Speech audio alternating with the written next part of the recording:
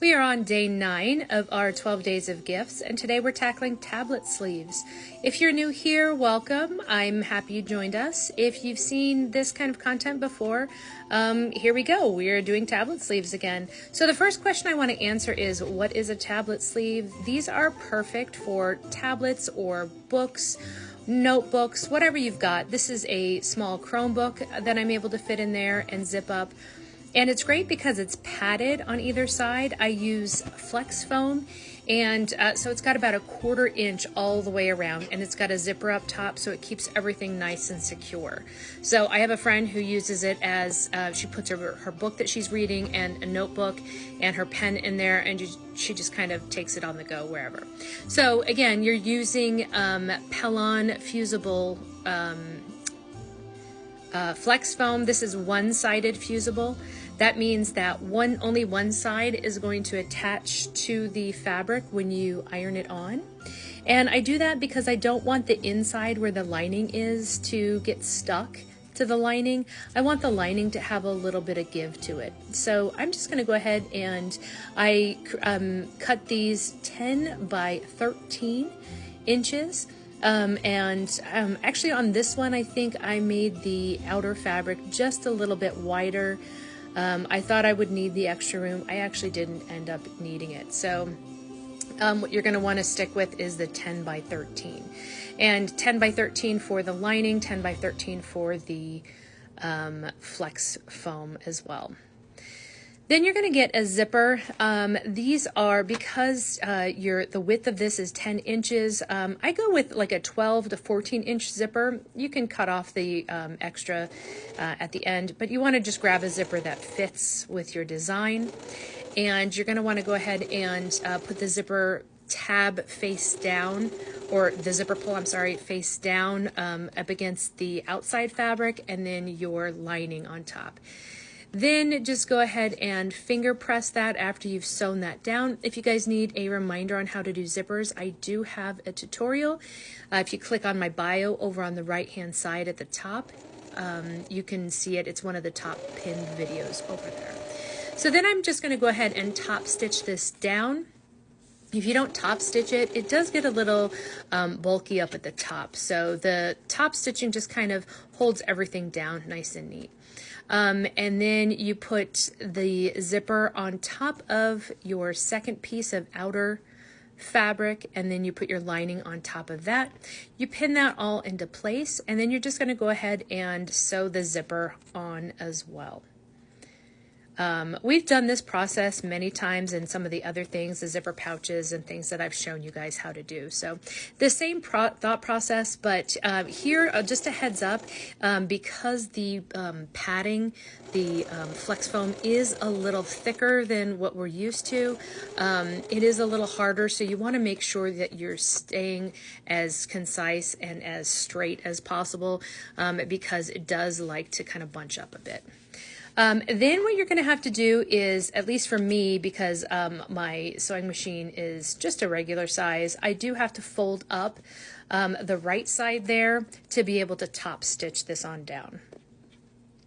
And then after you've top stitched it, you want to open it up just a bit because you are going to need to turn it out when you're finished.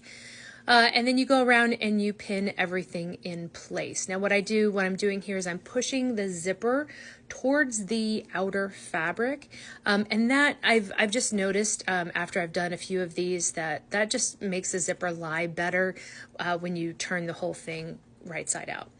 Then you're going to go ahead and sew everything all around. You're going to leave about a 2 to 3 inch gap starting in the lining, and your yeah, thank you for hitting the camera there, Lisa. You're going to give yourself about a 1/4 inch seam allowance. And then when you hit the zipper, you're going to want to go over it twice. So go back over it because that is the part that gets the most use. And then you're going to actually sew through both of these layers of the flex foam that you have right there. So all you're doing is you're sewing it around and closing the whole thing up. And again, by the zippers, you're going to want to go over it a few times just to make sure that's nice and secure. So here you'll see I'm going over it just a little bit. Now you saw that I switched positions just a little.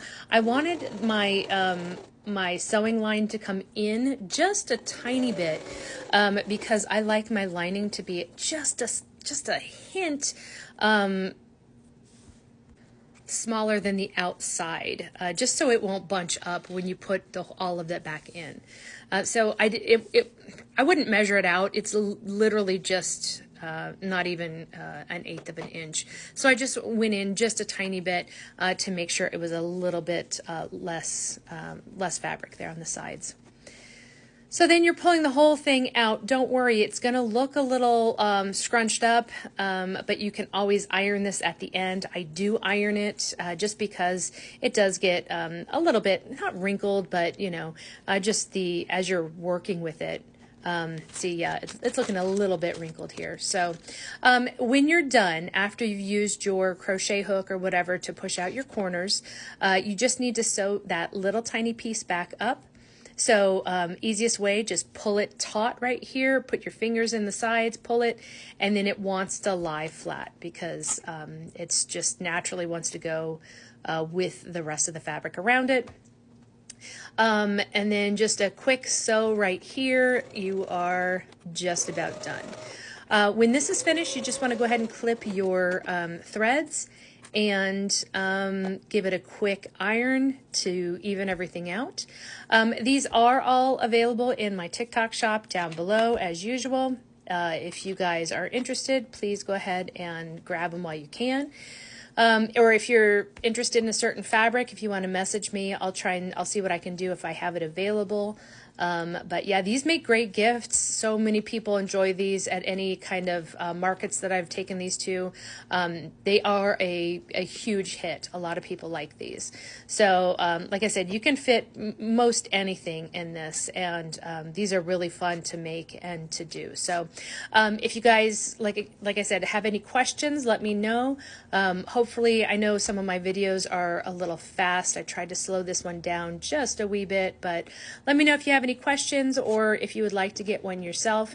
Again, the link is down below, so I'll be quiet now and you can enjoy just seeing how I use these.